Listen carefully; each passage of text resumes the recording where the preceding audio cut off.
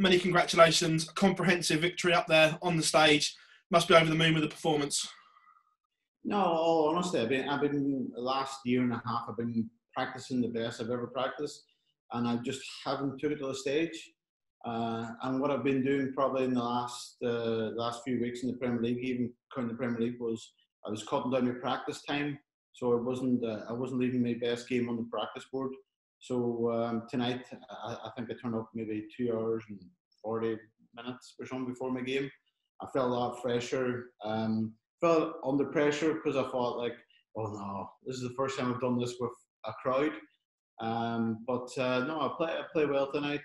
Obviously, the second leg annoyed me whenever I was sitting on 81 after 9 and then couldn't finish it in 9-12 darts. But I still ended up with 101 average, so I'm told by Graham. But no, listen, any win, doesn't matter if it's 6-0, 6-1, 6-5. As long as you're winning, that's all that matters.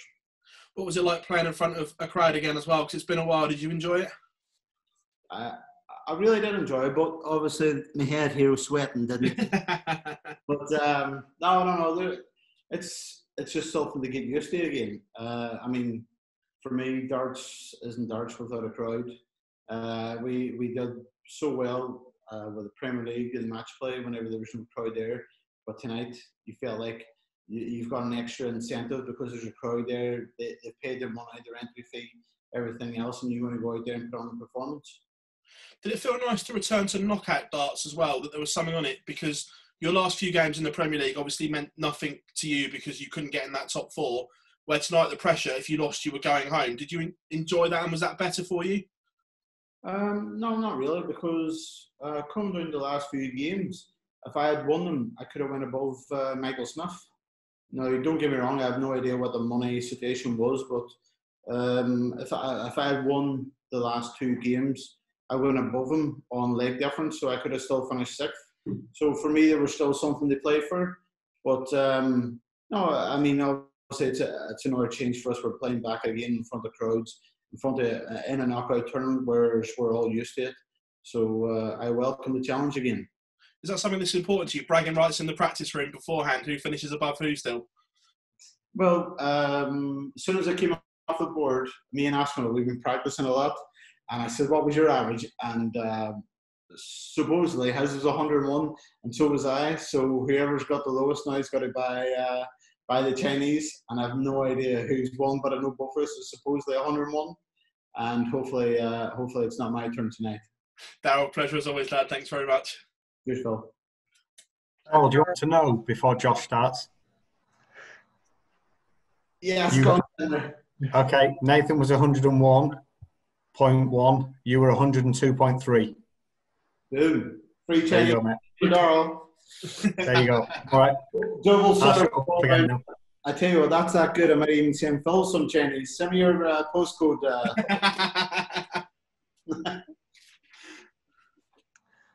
Daryl, what's been done since the Premier League and sort of heading into the autumn series? Did you get much time on the board, or was it about kicking back and having a bit of time to relax? Honestly, I've just been trying to be positive in my head. I played okay in the autumn series. I knew I could have played a lot better, but there were so many games that I was playing the player, not playing the board. So I was like just doing enough to win, and even though I was winning maybe sometimes by an 88 or a 90 average, I was just getting over the finish line. And whereas tonight, I was just playing the board. And it doesn't matter if he had 110 average, I felt like I could beat him. But no, I've just been trying to be more positive myself. I've always been one of these players that's been negative and always nervous. And I've tried to just look on the side of positivity and give myself the proper darts. Whereas I showed that in some stages in the Premier League and in other stages I didn't. So I'm still learning. I know I've been around for a couple of years now, but the best is still to come, and I really honestly do believe that. And hopefully I'll start putting in more ton plus finish and more ton plus averages. Do you think the autumn series and this tournament as well is about getting a winning mentality back, and especially obviously with the big majors coming up later in the year? Yeah, no, 100%. I mean, before the Premier League started, I only expected to be there 4 or 5 days, and then obviously because I was 3 points behind Rob, I thought Rob would have won 2 games at least, and it didn't matter what I did. I was going home anyway, so I packed for 4 days, and then I ended up turning. I was there for 2 weeks, and then I thought to myself then that I didn't practice more or less for it. It's my own fault. I only practiced 5 days for it because I thought that all these Europeans and this competition, the World Series, I thought that would have been all cancelled. And I thought to myself, I'm not going to waste practice for the Premier League. And then everything else kind of went ahead. So I thought to myself, well, I have to do the autumn series, get to go practice in, and try and get myself up and going for these TV tournaments coming up now, the Europeans, this World Series, and I'm feeling good, feeling great, and I feel like the only person who can beat myself at the minute is myself. As I say, in that second leg, in that game there, that's where World Championships is won and lost. And if I was a Peter Wright, a Michael Van Gerwen, a Gary Anderson, a Gerwyn Price, I don't feel like he would have missed them opportunities, and they probably would have won that game 6-0. Whereas I won it 6-2, 6-3. And whenever you're always in the game, you can always give your opponent the opportunity. All right, brilliant. Thank you very much, Daria, and enjoy the Chinese. No problem, Josh. Hi, Daryl. Great result tonight. Well done. Is it good to hear Sweet Caroline again, or are you sick to death of hearing Sweet Caroline? Well, over lockdown, I was banned everywhere because there was no touching of hands. There was no this and that. So, the many people text me, obviously there's billboards in all these bars, and it was barred. So there's no touching of hands. Obviously, I think the last person who sent me was Brendan Dolan. But no, it was good. And then obviously I went out there tonight, and I didn't think nothing off. I would just go play the song and everybody get involved. But the crowd are really loving it tonight, so I just set the darts down on the table and enjoyed it was more or less having a proper walk on again. Does it annoy you slightly that us, the media, and when it's on TV, no one ever really talks about Daryl Gurney? They all talk about Gerwyn Price, Peter Wright, Michael Van Gerwen. You're a double major winner. You're always there or thereabouts, but we never mention you. I'm blaming myself here. Or do you like being under the radar? I like being under the radar, but at the same time, you got to look at the stats, the facts. The best players in the world right now, scoring, finishing, is obviously probably Gizzy Price, Peter Wright, Gary Anderson, and Michael Van Gerwen. And there's obviously, I don't want to be disrespectful and forget anybody else, but obviously that's probably the top four. So for me, I'm trying to get to their level. So no, obviously I love being an underdog, but you do right. They put up.